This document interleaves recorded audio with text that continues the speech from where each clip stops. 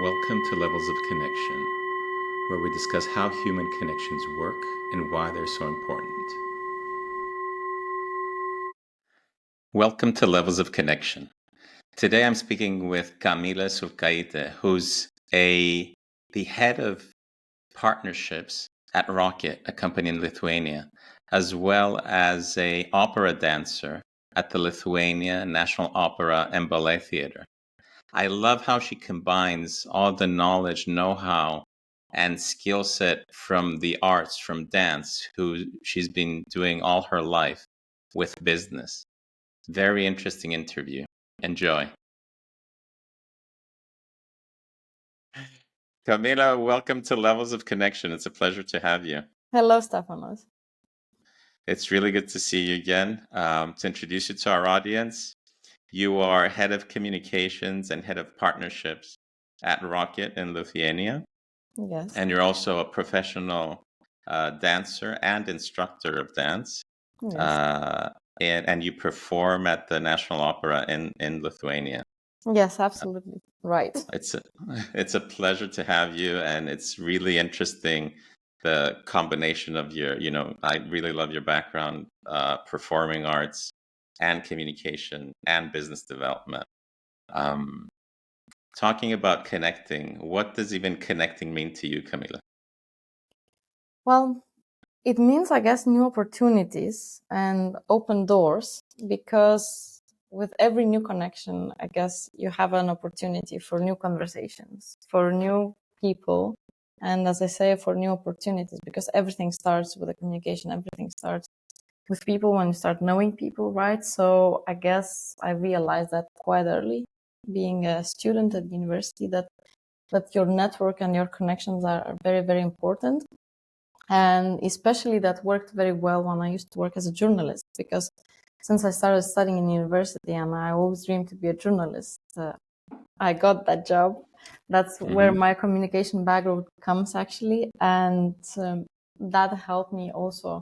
The understanding of importance of connections helped me to be a good journalist, to connect people, and to be a good connector, and also to get interviews, to get what I needed from people. So I guess knowing people was something that really helped me, and is still helping me even today in many ways. And knowing people is one of the good skills I have, or it's not a skill, it's probably opportunity. Well, talking about skills and opportunities, how did you develop that muscle of connecting with people? I think you have to be brave at the beginning. You have to know what you want to tell to people, what you want them to know about you. And I guess at the very beginning, you have to dare and come to talk to people, introduce yourself, know what to tell about yourself. And all of that goes through practicing, because you have to be ready to introduce yourself, to talk about yourself, and to let person or many people know what you want of them, what you want to share with them, and how you can help. Because as I mentioned before, connecting people is an opportunity. So the connection has to have a goal, right? It's not just because of nice chat. I love what you said about being brave. Talk to me a little bit more about that and your initial experiences around when you weren't that comfortable in connecting. Well, I guess it starts with the university and with journalism, when you need to go and take an interview of the premier, right? And it's your first day in job as a journalist, and you don't have any other chance, you don't have any other option than just to go and say who you are and what you want, and come up with the questions. And of course, the politicians, they not always tell you what you want to hear from them. So you also have to be ready to get what actually your editor wants to get for the news. So I guess, yeah, you have to step out of your comfort zone and to present and get information what you want. And also you have to be informed. If you're connecting to people, you have to be brave enough and informed enough to connect to people that you think they might have an opportunity for doing something together. So I think that's a brave thing, if you if you think in that level. So identifying who you want to speak with, doing your homework, what I'm hearing, and stepping out of your comfort zone. Were you rejected, especially in the beginning when you started trying to reach out and to connect with others? Maybe. I don't remember the special case, let's say, for that, because I guess, I came already with a title as a journalist at that moment, right? But yes, it's not easy when you want to get someone's attention, right? And that you want to ask some questions. And of course there were rejections when you call to someone to ask for the interview, and they say, I'm sorry, I don't know you and I don't want to talk to you. Please give me your editor here. So yeah, that happened, of course, but yeah, it's just, you just move on, I guess, because it's your job, right? So you don't feel bad about that, I guess. How did you transfer that skill set to the role that you have today? Well, I guess it was very naturally flowed, because I used to be a journalist, so usually the communication people would be on the other side, right? That they would like to promote something to journalists or to invite journalists to the press conferences or press releases. So I guess it was very, very natural, and I was I guess after 8 years of journalist, I was quite tired already, running after everyone and asking questions. So I moved more to the business side, and then I started as a head of events and then head of communication. And I think I have it naturally in me. I'm very curious. I like asking questions. I like connecting people. And even my manager, she said a couple of times that I'm the person that can connect the dots that at the beginning they even seem not to be connecting. So I always try to see opportunities and back in my head, connect something and to see where opportunities lies. And I guess that really helped me for my current position of head of partnerships, because you always need to work with the partners and see how you can turn any situation, event, or activity that it would be relevant for both sides. So I guess that's very, very naturally how it evolved to the place where I'm now. How were you at connecting as a child? I think I was connecting well. I was pretty busy as a child, so I didn't have much time, to go outdoors with my classmates or children in the yard, because I was participating in my ballet classes, because since I was 4, I danced ballet and I had a ballet school, so I also had to do my homework. I like talking to people, and I like to relate to people, and especially I prefer talking to my teachers and sometimes my classmates, because I guess you always want to, I was very, as I mentioned before, I was very curious child, so and especially if I looked up to some teacher, right? So I would be more willing to talk to them and to relate to them. So yes, I liked communicating, but I guess I didn't have much time for that, because I was always busy with my activities and duties as a student and as a dancer. So yeah, I would say that. I love the connection that you're making between the business world and and your art, which is dancing, ballet at the National Opera in Lithuania, and also teaching. When you're on stage, I'm really curious about how you feel that connection, with yourself and with the rest of the dancers on stage. Well, first of all, you have to trust your team when you are on the stage, because a lot of things can happen on the stage, and you not only have to do your part as a dancer, to dance and smile or sometimes act, right? But you also have to look around what is happening, because I do dance in the operas, and sometimes it happens that things or details are not in their places, that singers doesn't know where to go. And because you're not singing, you are the one basically to lead them. So you always are looking around, and you always are connecting with your colleagues, with the eye connection, looking, are we on the right moment? Are we somewhere? Because dancing in opera is also the tempo of music, right? it's not always the same. It depends on the conductor. So even you rehearse in one tempo, in one speed, right? It doesn't mean that it's gonna happen the same speed of music on the stage. So you have to connect with everyone. You have to watch conductor. You have to watch what other participants on the stage does, and you have to be very, very careful and ready, you know, to move according to what is done on the stage and what you have to do. So I'm hearing trusting the rest of your, colleagues on stage and musicians, singers, fellow dancers. Yeah. The fluidity and being ready for the unpredictable change at any point in time. Yes, absolutely. Because you never know what might happen. Sometimes, very, very unexpected things happen on the stage. What's a surprise that happened recently on stage? Well, that my dress got broken. So you have to be very careful how to act in a certain way that the audience would not see that this happened, for example. Yeah.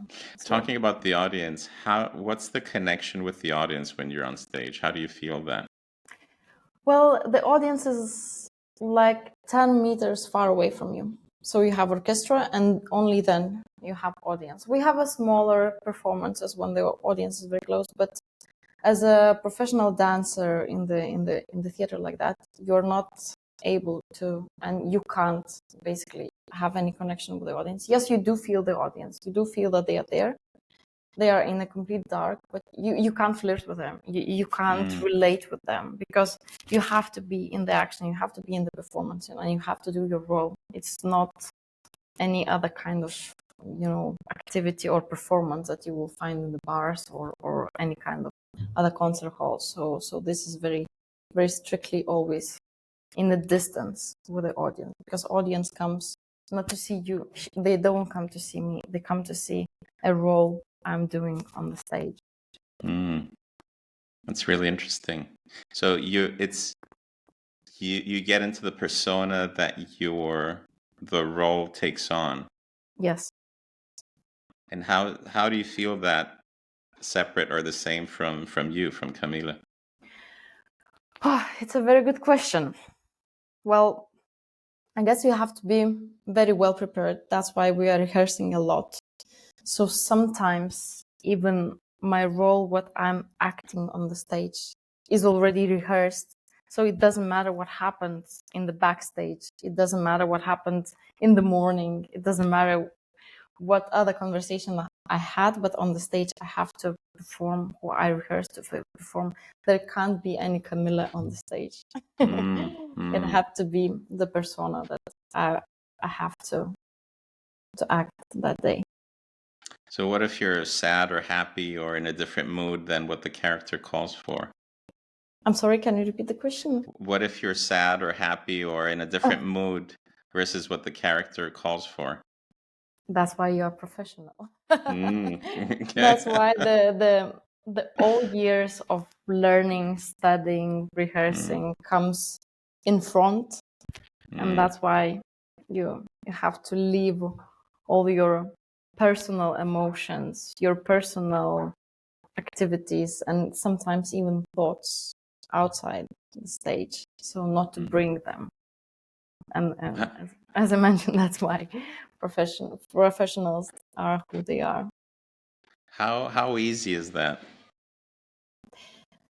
It's not always easy, but for me it helps that during the day I already start thinking about the performance, about what I'm gonna act, and especially during the preparation moment, because we have like at least few hours of preparation before the performance starts, right? You come to the theater, you do your makeup, you do your hair, you change, you warm up.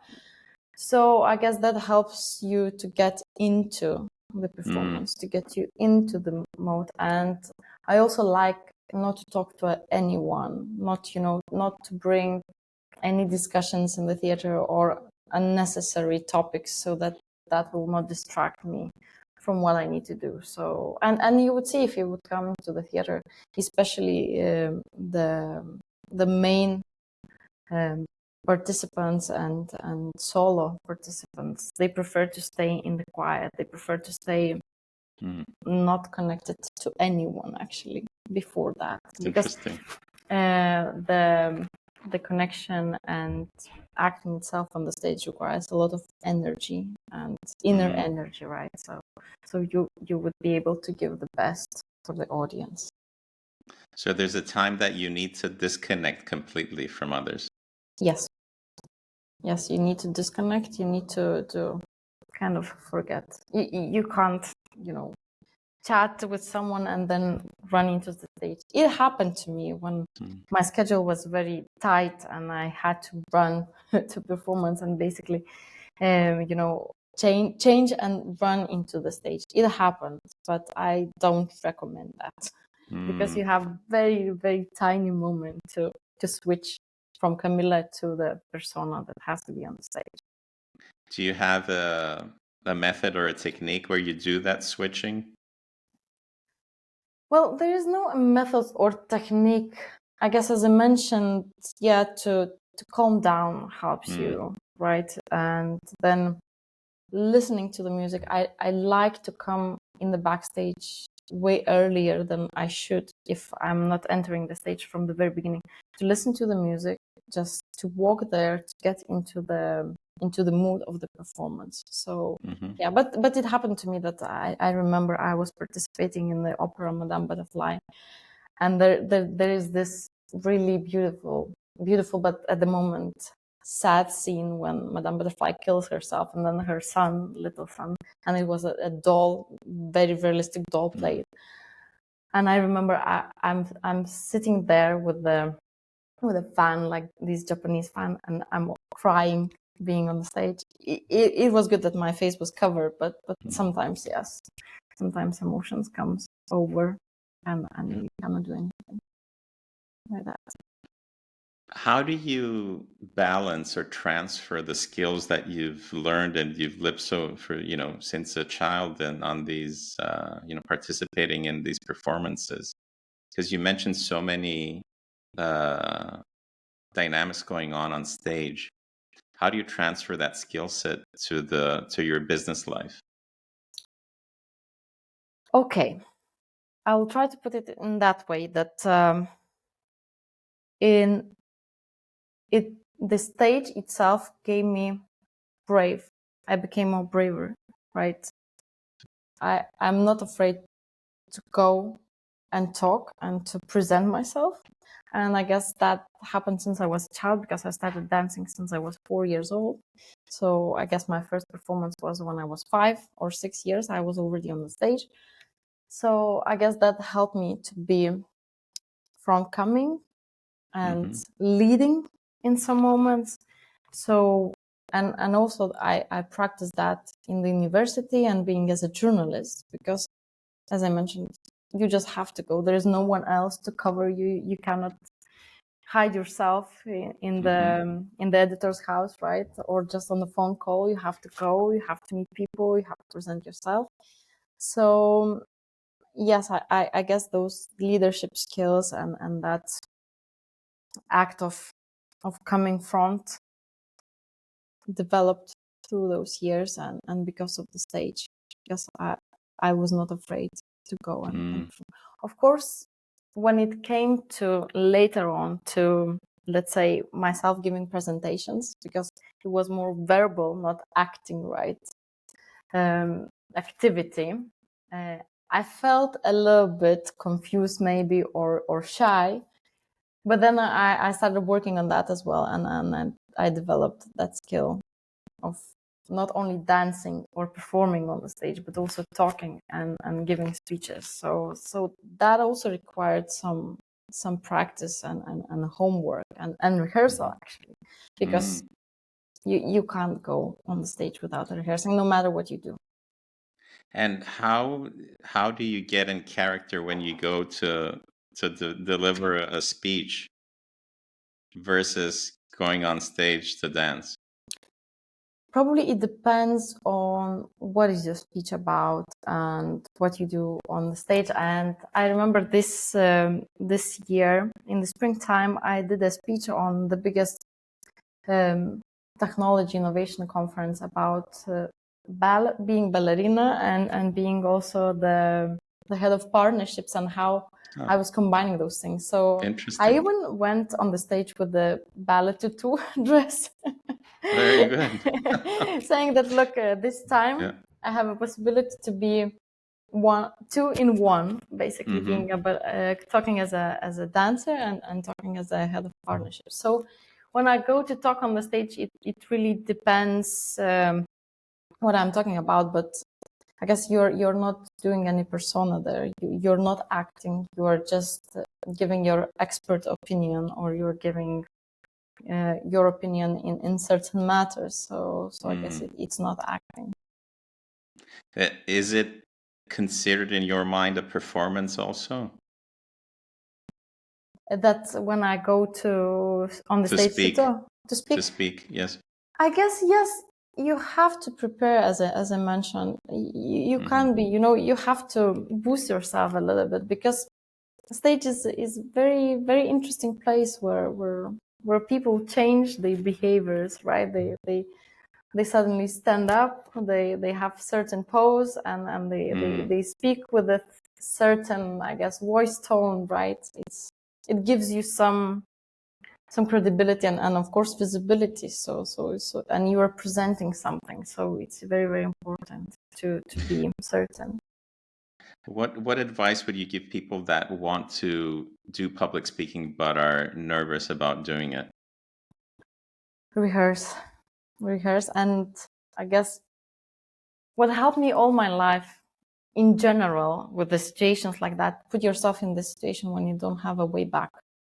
So what I did in many different situations, I agreed on something where I don't have a way back, when I cannot say, I'm sorry, I cannot do that. So that immediately puts you in the situation, or in the action of presenting something, or doing that already. So I would advise people, if you really want to do something, just make a date or make a decision and go and do that. Of course you're gonna fail. I also failed many times. But the most important thing is to learn from those failures, and not to leave that it's just okay, I did it and that's fine. No, it's very good to go back and to analyze what you did, to analyze how you talked, and be prepared actually to look for arguments, to look for the content, and to really know what you want to say. So I'm hearing committing, being brave to commit to the specific event, preparing. Yes. And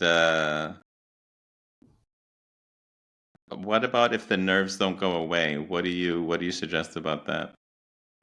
Well, there is no way back. You have to deliver. You cannot run from the stage, right? So I think being assured and being certain, as I mentioned before, what you want to say, it doesn't matter in what words you're going to say, but if you clearly know at least 3 points what you want to state on the stage, it makes you a little bit calmer and relaxed. And of course, as I mentioned, you have to rehearse. Otherwise, it doesn't happen. Are you ever completely relaxed before you go on stage, either on stage or before you speak? No. No. And I guess it's very natural and it's very healthy to be a little bit nervous and to have those goosebumps or little nerves running, through all your body, because that's something extraordinary, right? To be on the stage. It's not in everyone's daily life. So I think, I guess knowing that people are listening to you, you feel happy and you feel somehow different and even I wouldn't say pride, but maybe proud of having this opportunity to deliver something. Talking about connecting, what advice would you give your 19, 20-year-old self about how to connect? I would say to be more selective, because when you are that young, you want to connect with everyone. You want everyone to be your friend. you want to know a lot of people, because in that age it looks like, I know everyone. So you feel kind of very, very important person. But I would suggest to be more selective and to think who you are connecting with, firstly. Secondly, how you present yourself and how you make people think about you, because that's very important, because that will mean that you will attract certain group of people.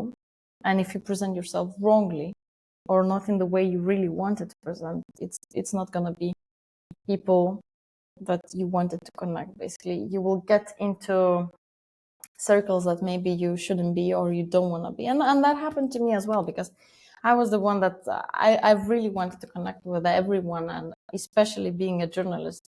I remember that, I guess back then, long ago, when Facebook just started, right? And it was something, really something. And as a journalist, of course, you try to get people to connect with them from everywhere. And Facebook back then, like 15 years ago, I guess, was a thing, right? Where you just add friend, and then, you get all these people, you write to them in order to get the interview or to connect with someone else through. And it happened to me that I ended up with having 3,000 friends on Facebook, which is absurdity, right? And then I was like, oh wow, okay, that something is wrong in here, right? So I guess you have to be very selective. What are you communicating with people? How you are presenting yourself, and who you connect with, because you can connect, but not necessarily put them in a close circle of people, of course.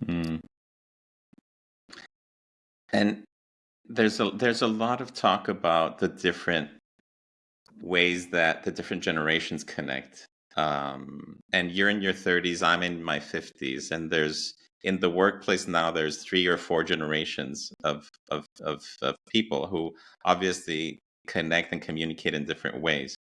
So the same question that I asked you, what advice would you give your 20-year-old self? What advice would you give my generation, 50s, 60s plus, about how to connect? And what do you see that, what advice would you give myself and my generation on how to connect? I think we just talked about, all the social media and all different devices and different possibilities of connecting. But I still think that classical one-on-one connection is the best, and especially when you know what you want to address to the person and what you want to get from the person. So yes, we might connect today in many different layers, levels, through different devices and through different social media channels, or not even social media channels. But I think if you really want to get a connection and you want to discuss something serious, one-on-one call or one-on-one chat conversation is always the best. So I don't think you're losing something while being in your generation. I think my generation is distracted too much with the different connections, and sometimes we put our efforts not where we need to put our efforts in terms of connecting and being seen or following someone. So I think it's my generation problem. But it doesn't need to be a problem, but what I think what you're talking about is having, if I'm hearing correctly, having fewer connections and deeper versus many superficial. Is that the? It depends. Of course, superficial connections, they're never good, and they have no business. It's a different thing. For example, in my work, I have a lot of connections. I go to different conferences, but I always go with a purpose. So it doesn't mean if I got a connection, we talked about something, we might agree on the project, but it doesn't mean lifelong connection, right? It has a matter, and it has a certainty on some project, right? Or agreement that we have, but it's not the connection for life, right? So it's very important to distinguish the connections you have for work, you have for let's say, as I do them for partnerships, and when I know how to connect different dots, and then the connections what you have on your personal level. So I think that's very important to distinguish and yes, in the personal level, the fewer, the best. Thank you, Kamile. And talk to me a little bit about, because you're also a teacher. Talk to me Yeah. about the connection between you and your students.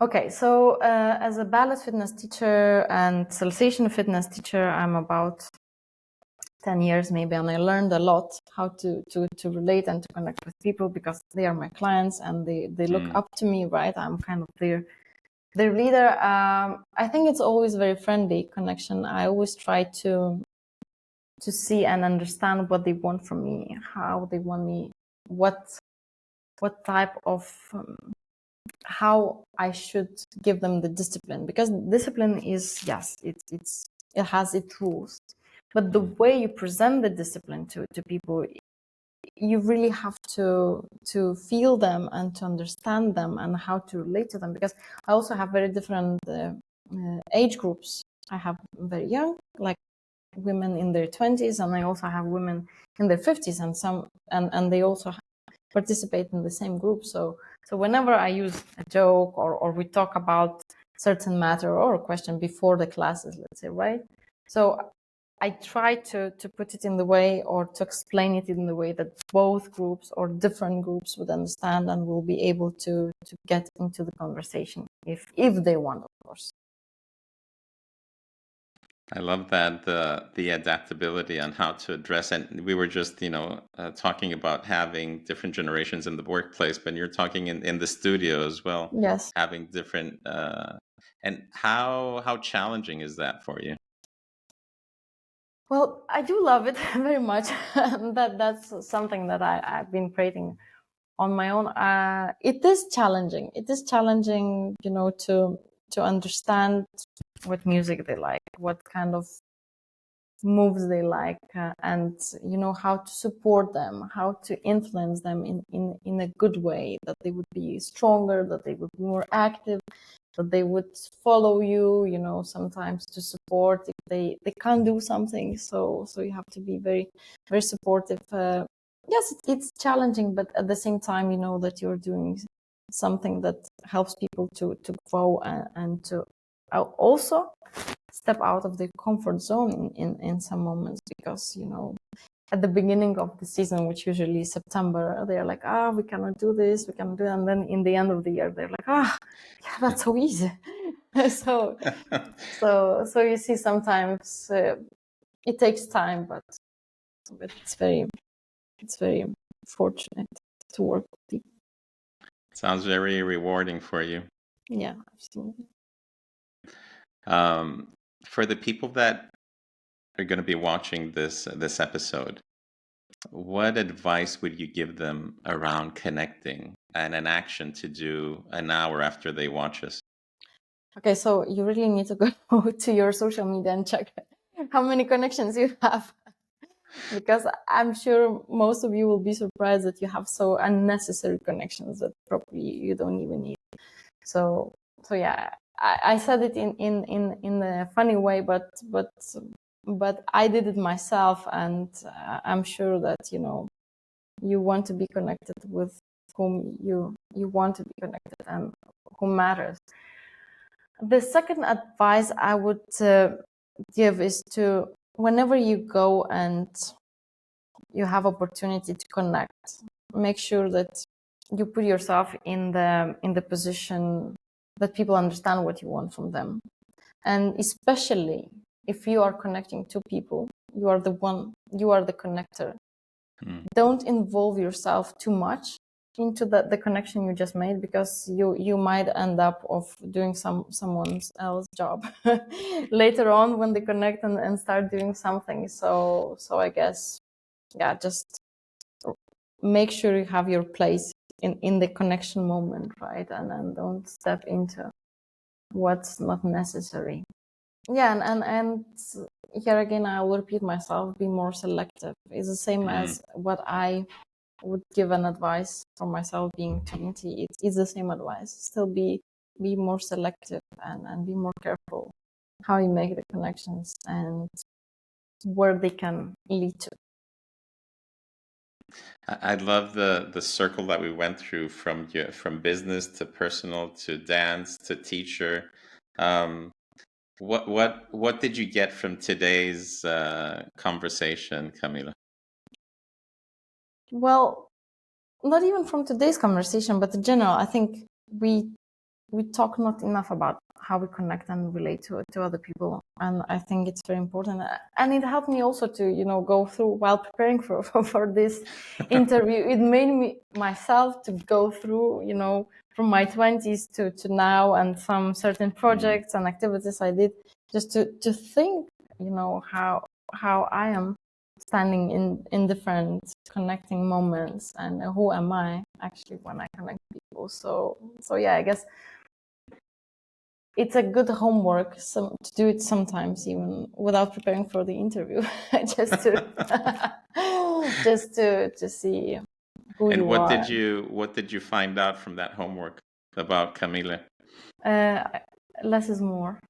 Okay. I would say, yeah, less is more, and also that you have to prepare for the connections. And for example, if I go to conferences, right, sometimes I end up having 16 meetings during one conference in a day, but all of them are prepared, and I know that I'm gonna have them, and I exactly know what I want from each and every connection.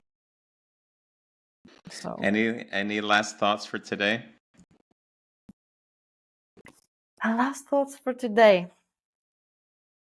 Don't think that I am disconnected because it might sound that in some moments I talked more about disconnecting rather than connecting, but I think connections are very, very important. But as I mentioned, I guess they have to be very well prepared and organized, and they can't be just random, because then you end up, as I mentioned before, in the circles that you maybe don't need.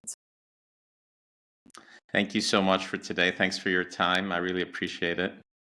And you mentioned earlier when we were talking before the recording that you've never been to Cyprus. So all levels of connection guests, international guests, have an open invitation to come to Cyprus. So you're welcome to come here, and we'll do the second round of interview on a beach or in the mountains of Cyprus. So come on over. Okay, thank you so much. Thank you for the invitation. You're welcome. Thanks for being on today. Thank you, Bye. Kamile. Thank you. Bye. Thank you for watching another episode of Levels of Connection, and thank you for your continuous support. Please write your comments and let us know what you liked and what you found useful from this episode. See you soon.